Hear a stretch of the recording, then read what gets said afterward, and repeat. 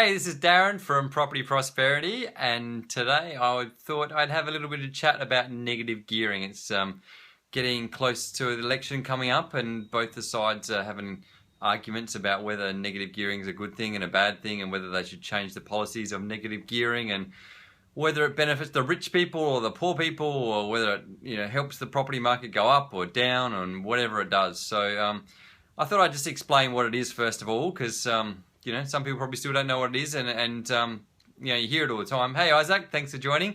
You hear it all the time, and people think they may or may not know what it means. But and the problem is sometimes people use it in the wrong sense as well, and so it's just considered a bit of a catch-all for anything to do with property investment, I think, sometimes. So the thing to understand, it's related to when you buy a property and the rent you receive for the property is actually less than it costs you to own the property. So basically that means the property is costing you money. So which isn't a good thing at the end of the day. If you're buying an investment and it's costing you money, it's not so good. It's like putting your money in the bank and the bank taking out fees and charges, so it's actually costing you money to put in the bank. So doesn't seem like a really good idea on paper, and it's probably not really a good idea, I suppose. So firstly, before I start talking about what negative gearing is, I suppose I'd just let you understand why people would buy a property and actually it would cost them more money than actually generating income. So it seems a bit crazy why someone would do that, but you got to understand people aren't purely buying an investment property for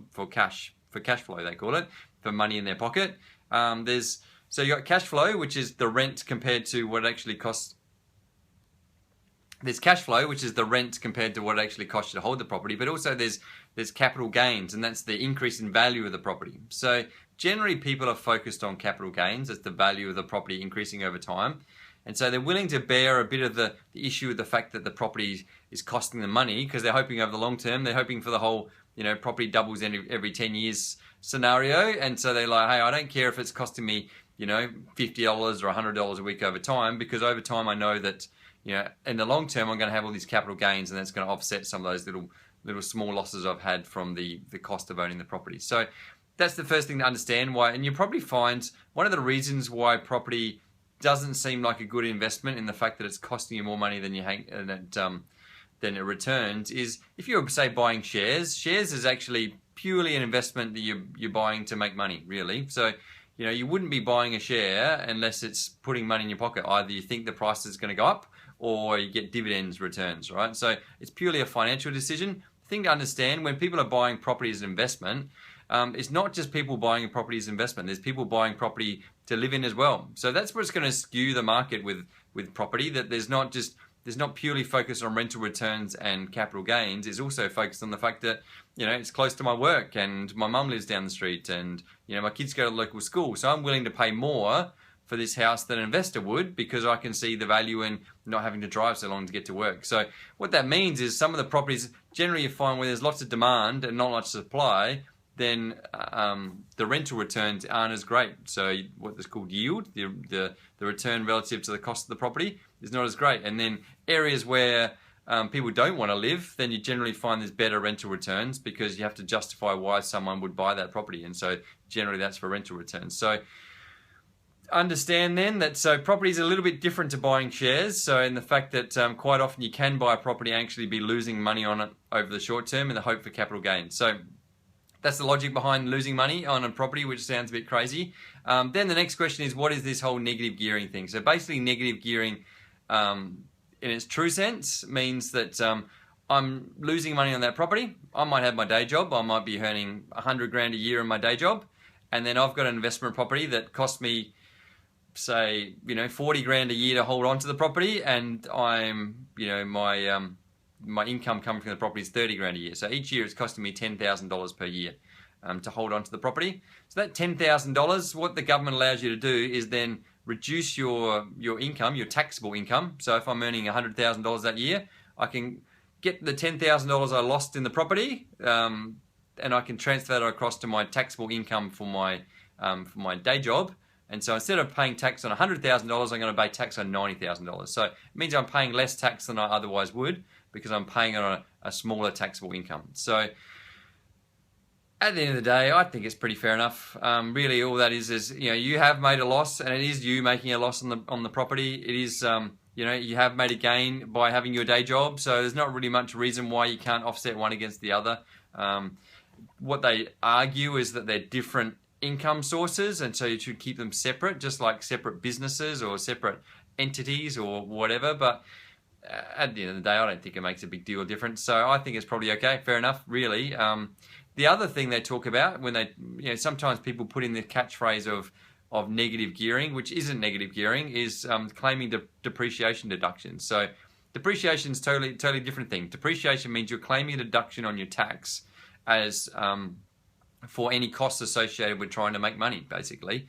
And so if you ran a business and you're spending money on marketing or whatever else associated with the business to try and make money, you can claim a deduction on that cost. So likewise with a property, you can claim a deduction on the property itself because basically the property is wearing out. If you buy, even just things like you buy a garden hose or you buy some consumable items, you can claim that as a tax deduction because that's going towards your investment property, which is geared to make your money basically. And so likewise, what they do for a property, for say the building, it might be, might last for 30 years. So they'll let you claim tax deductions over 30 years. And there'll be different depreciation rates for different items in the property. So it might be, tiles will have a different depreciation rate than timber laminate or carpet, or your air conditioner will have a different rate to your oven. And so basically they spread it out over what they call the useful life of the asset. Doesn't necessarily mean that that's how long the asset's going to last for, but the government, the tax man, has to decide on a value. So he just assigns a value you can claim as a deduction, basically. So sometimes what happens, you can claim all your deductions as if say the oven is totally worn out, but in reality it's still working fine. But as far as the tax man's concerned, you have that property, that oven essentially, as past its use by date and is no longer of any value, and you need to replace that oven or whatever is included in the house. So when you're claiming that tax deduction for the oven or the carpets or the building or all of that sort of structure, you're not really getting any benefit from that because you're claiming a deduction, and the reason the tax man's allowing you to claim a deduction is because at some point in time you have to replace that asset. So even though it looks on paper, it looks like a good idea that I'm claiming X amount of dollars per year, in reality you should be putting that money aside because that money is going to go towards replacing that asset when you need to replace it. The oven or the flooring or the air conditioning or the building itself is going to wear out over time. So in reality, claiming a tax deduction for depreciation, it seems like a good thing because you're minimizing your tax, but in reality, you don't get it in your pocket. You can't really spend it because in theory, you should be putting that money aside for the future when you're going to have to reinvest back in the building at some point in time. So that's what depreciation is. It is a different thing from negative gearing. The other thing that sometimes people talk about when they talk about negative gearing is the tax exemption you get when you a capital gains tax 50% exemption you get if you hold the property for more than 12 months. So this is another thing that's totally different again. So again, if I'm not making sense here, feel free to put a little comment box and want me to clarify, and I'll try and explain a little bit further. And again, if you like what I say, click on the like button. If you don't like what I say, then click on the like button too. So okay, so the 50% capital gains tax exemption, basically what that means is as far as the tax man's concerned, he's trying to get you to hang on to your property for a longer period of time. So he doesn't want you to buy it and sell it and buy it and sell it, and which they sometimes called flipping properties, or just they don't really want developers coming in there and buying and selling, or mums and dads going and buying and selling property, because they just think it's just not good for the property market. They want it to be a lot more stable. So what they do is to try and give you an incentive to hang on to the property for longer than otherwise. We pay something called capital gains tax, which basically means that's the tax we pay on the profit we make from buying and selling a property. So if we buy a property for $100,000 and we sell it for $150,000, then in theory we've made $50,000 profit or gain, they say. And so you'll pay tax on that $50,000 gain then. When they talk capital gains tax, in reality, you're actually just paying it at your marginal tax rate, just as like you had a day job. So that's just like you earning 50 grand a year in your day job. The issue people get though is because it's a marginal tax rate, actually as you start earning more and more, you get taxed more and more. So at the start, you don't get paid, you get tax zero, and then you'll get a smaller percentage and another percentage until you get up to like 50% tax you're paying. So the issue people are concerned with as far as capital gains tax goes is at the start, if they've got their day job and they're earning 50 grand a year, they're not paying very much tax on that 50 grand a year. But suddenly, if they made a $50,000 gain on their investment property, that $50,000 gain comes into the top margin, or their top marginal tax rate. It might not necessarily be the top tax rate, but it's the highest percentage they're paying. And so for the owner, it seems like they're paying out crazy amounts of tax on that $50,000 gain. So people don't necessarily like paying tax, so people look at that as a bad thing. So what the government does to try and give you an incentive to hang on to the property a little bit longer.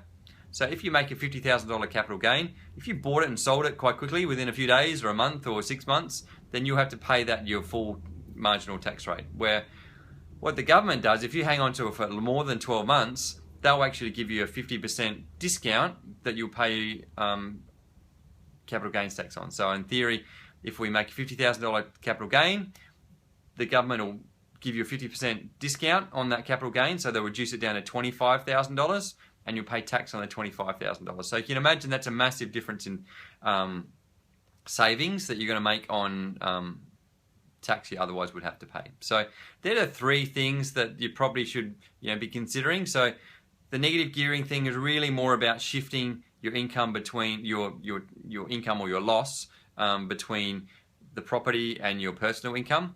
The depreciation is a separate thing. That's just claiming a deduction for the property as it's wearing out. And then you've got this capital gains tax exemption, the 50% capital gains tax exemption, which is trying to give you an incentive to try and hang on to the property for a bit longer. The cool thing about the 50% capital gains tax exemption is you're basically claiming the full deduction, but then you're paying tax on only half the gain. So it works out pretty good for the investor. So that's a pretty cool thing. And that is an incentive for people to get into property. Probably more of an incentive than the negative gearing side of things, and more of an incentive than the depreciation side of things. It does give you an incentive to buy property because you can claim all the deductions and you only have to pay half the tax on the profits, so which is a pretty cool thing. So the other thing, so what the politicians are arguing about at the moment, they're firstly arguing about the negative gearing thing, where they should allow you to be able to claim tax deductions for things that for income produced otherwise than something other than your personal income, as far as your day job. But also what they're arguing about is whether you should be able to claim that 50% capital gains tax exemption on, or they should make it smaller, like a 25% capital gains tax exemption, so it's not quite so lucrative for the people to buy properties.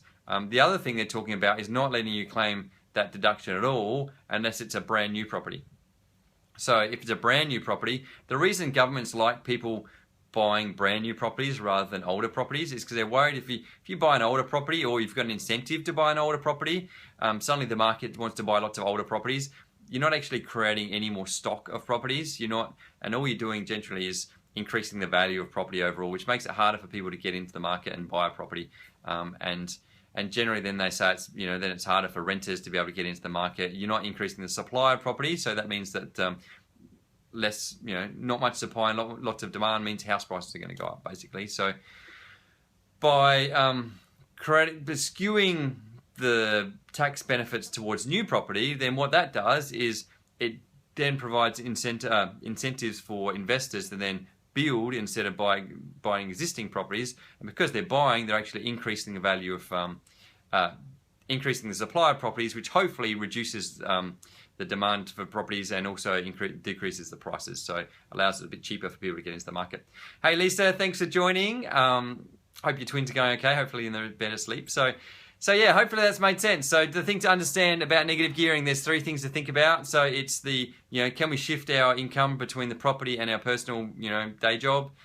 Can we claim the depreciation deductions, which is not negative gearing, it's a separate thing, and also the 50% capital gains tax exemption, which is something they're more talking about, where they try and switch it between newer properties or not, and put more supply of properties on the market. So hopefully that's made sense, and I've gone around circles a little bit and explained it a few times, but yeah, people get a little bit confused by sometimes about how it all works. But yeah, if it seems to make sense to you, click on the like button. If it hasn't, then click on the like button. I'll try a bit harder for next time. And if you think someone might get some use out of it, click on the share button. And if you've got any questions or something you want to know about in the future, then feel free to put a little comment in the comment box and I'll try and answer your question next time.